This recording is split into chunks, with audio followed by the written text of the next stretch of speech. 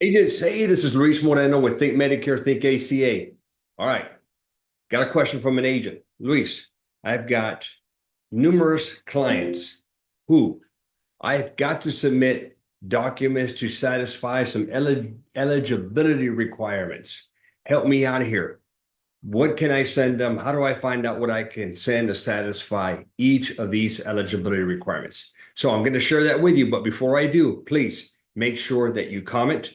Hey, like my video, give me a thumbs up, guys. We just crossed the 7,000 subscriber mark. Hey, truly appreciate it. But I still got to go 10K. So help me out here, guys. Help me grow. If you're not a subscriber, please do. All right, so let's figure this thing out.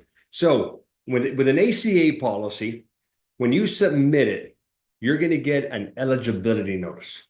When you get that eligibility notice, you should be sending that to your client, but you should also be reading it. Okay. Make sure that if there are some requirements, there's something that you have to satisfy, that you address it while you're talking to that client right at that time that you're talking to them. Okay. It's super important. Okay. A lot of agents are like, whatever. Well, you know what? If you don't submit those documents when you should, these clients are gonna end up losing whatever subsidies they're gonna get. Now, what happens when they lose their subsidies?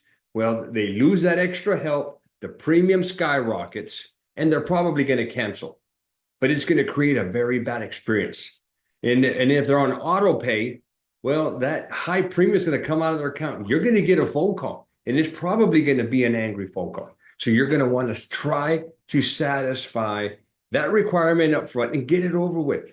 All right. So what I'm going to share with you right now, guys, these are from the eligibility letters for some of my clients. And I'm going to show you how to get them and then how to upload them. So let's take a look at that. All right. So here, I'm pretty sure I tackled all of them. Okay. So what you're looking at here is a document to confirm their social. So if you're talking to them like, hey, I got to submit this, here is what you can submit to satisfy this requirement. So, of course, their social security card. Hey, take a picture and send it to me. That's the easiest thing. Okay. A 1040, get their tax return. A W-2 or 1099.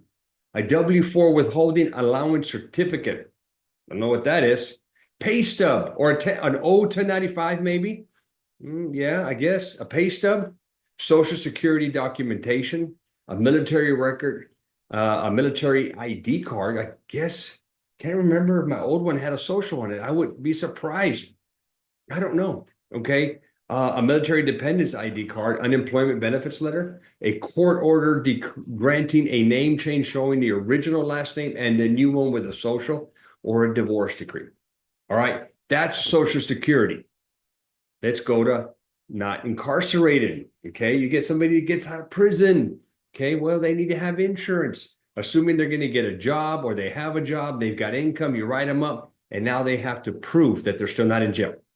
Okay, you need official release papers. Okay, here's a problem with these guys and gals. Okay, the problem with them, they're not highly organized. So I'm like, I ask for this at times, and they're like, I don't know where it is. I'm like, didn't you get it? I'm like, yeah, but I don't. I'm like, why aren't you keeping good records? You got to get off on the right track. All right. Anyway, well, hopefully they can get them parole papers, a letter granting clemency or a pardon, unexpired state ID, driver's license, work ID, or passport, pay stubs, a federal, state, or local benefit letter, medical claims. Okay, well, you kind of see there all the stuff that you can submit. A written statement from somebody in your community, okay, or rent receipts showing your name, a lease, a phone bill, a utility bill, an insurance bill. Okay. But it has to have your name because you could be on a policy for somebody else and you're still in jail. Okay. All right. Let's go to the next one. Lack of other coverage. So if you apply and you end up insuring somebody and they have Medicaid or CHIP, you're going to have to indicate or show them that they don't have it no more. The system is still thinking they have it. So you're going to need a letter or a statement from Medicaid or CHIP or the CHIP agency stating that you or your family members are not enrolled or not eligible. A letter or statement from the agency showing that you or your family are enrolled in a Medicaid program that's not considered qualifying coverage. I thought Medicaid was. I'd be surprised that it's not. Maybe in some states it's not. A letter written by you or your family member describing the Medicaid CHIP enrollment status for each person included above, stating the reason your coverage ended or the reason you're not eligible for Medicaid or CHIP. Okay, maybe you write a letter out and you put in there that, hey, this year I'm self-employed or I got a better job, my income is going to increase, whatever. All right. Documents to confirm you don't have Medicare. Okay, now ACA is not designed to be a replacement for Medicare. All right, I run into this with some of my seniors. Okay, they're on an ACA policy, they're paying $0. Now, welcome to Medicare. Now they got to pay a Part B premium, $185, and then they got to go make a selection on what insurance they want. They don't want to pay that $185. They've been paying $0. So they want to stay on Medicare. Well, no. That's not what this is designed for. Okay, so if they don't have access to Medicare, this is fine. Now, what did they tell you? Well, you know what? I'm just not going to enroll. Okay, again, not a good idea. Okay, late enrollment penalties for Part A, for Part B, for Part D. Okay, not a good thing. Okay, so bottom, all the way around, this is not, I tell my clients, no, you're not doing this. You're going to enroll in Medicare. Yeah, 185, you don't like it, but it is what it is. Okay. A letter or statement from Medicare or Social Security stating that you or your family members are not eligible. Okay. It doesn't say enrolled. Okay. Remember, that's the key. Not eligible for premium-free Part A. So if they didn't have enough quarters and they got to pay for a premium on Part A, well then, okay, let's rock and roll. Let's do this. But they got to have income to get a subsidy. Eligible for, but not enrolled in Part A coverage that requires premium payments. No longer eligible for Social Security disability insurance benefits, or your coverage has ended or will end in the next 90 days. A letter written by you or your family to explain why you're not eligible for Medicare Part A without a premium. Okay. All right, let's go to another one here. Household income. This is a common one, guys. So if what you're indicating on the application is not what is on the app, there's a big difference in either too much or too little. Okay, whatever the difference is, okay, you're going to have to prove income. Okay, so here are the list of all the documents that you can submit for yearly income, your tax return, your W-2 or 1099s, pay stubs, unemployment ledgers.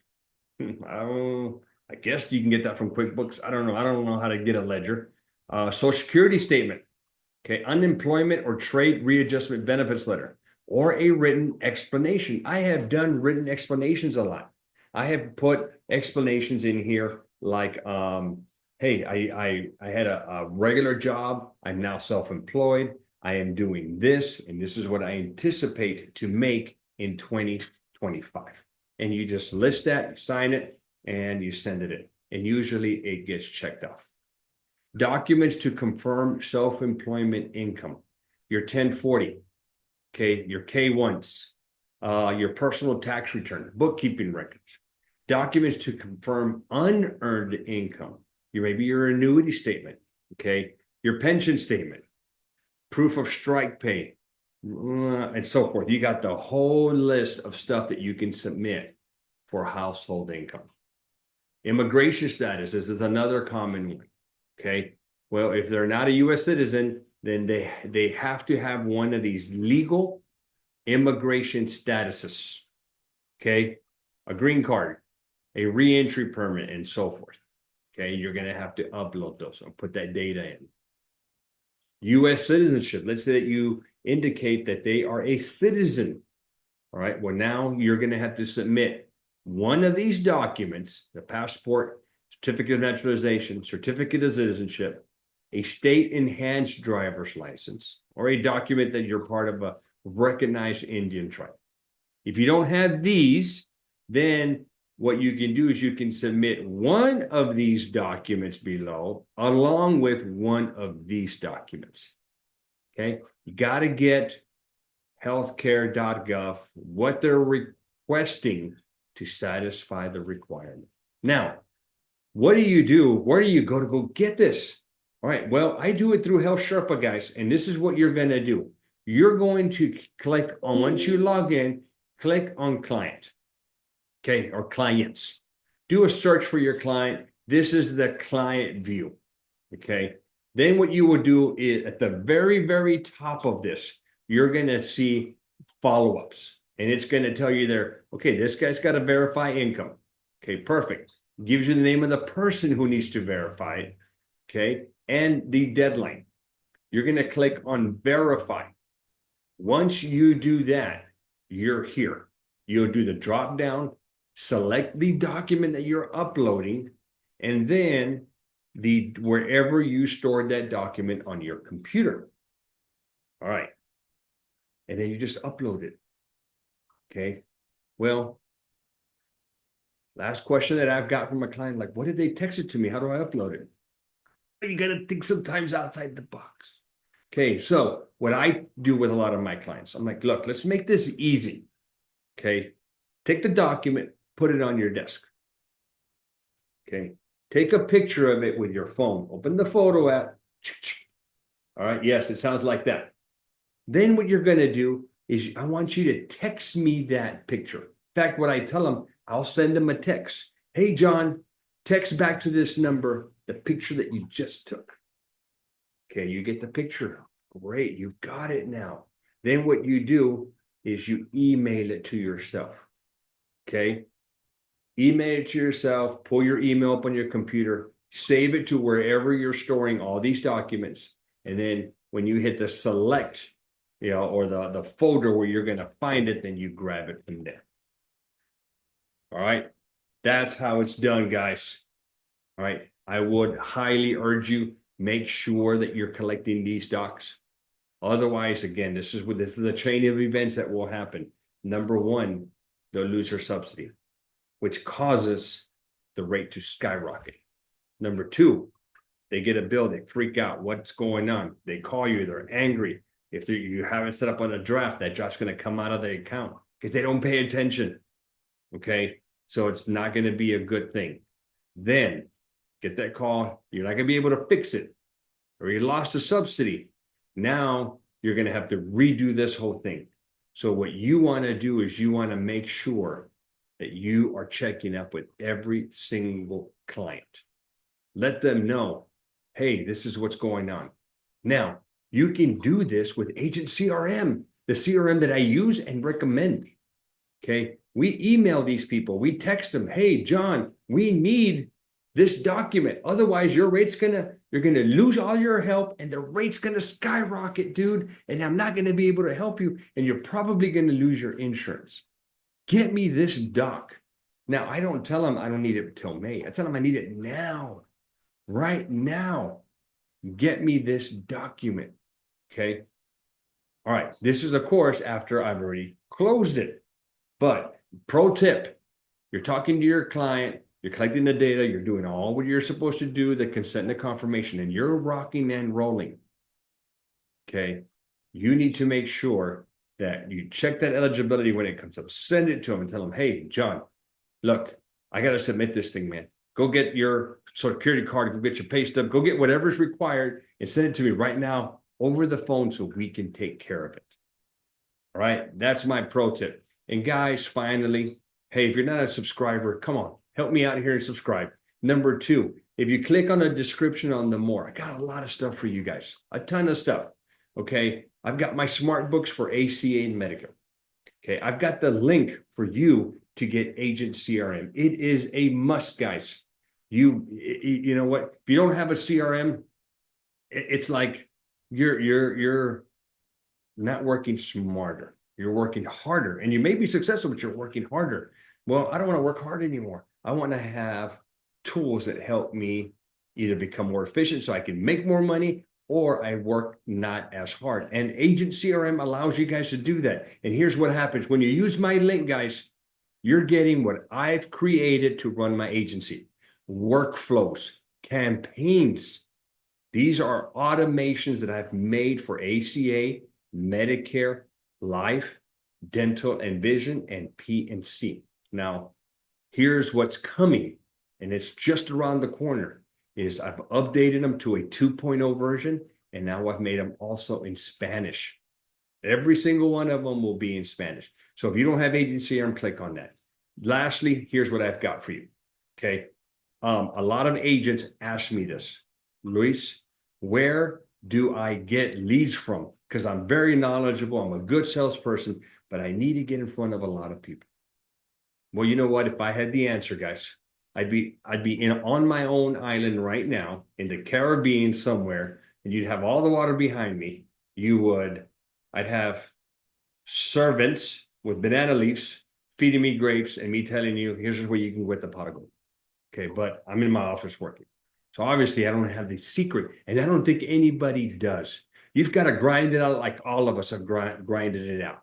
How do you grind it out? Well, you grind it out by grassroots marketing.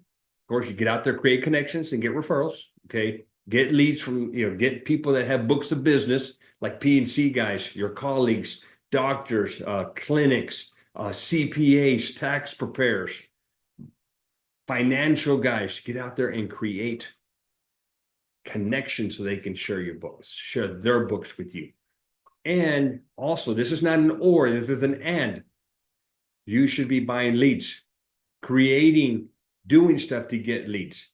I don't like to buy leads because I don't know what was used to incentivize that person to get those leads. And then secondly, I know those leads aren't just given to me. They're shared because these are lead vendors that are in the business of selling leads. So they're selling them to multiple agents. It creates a nightmare. I hate that.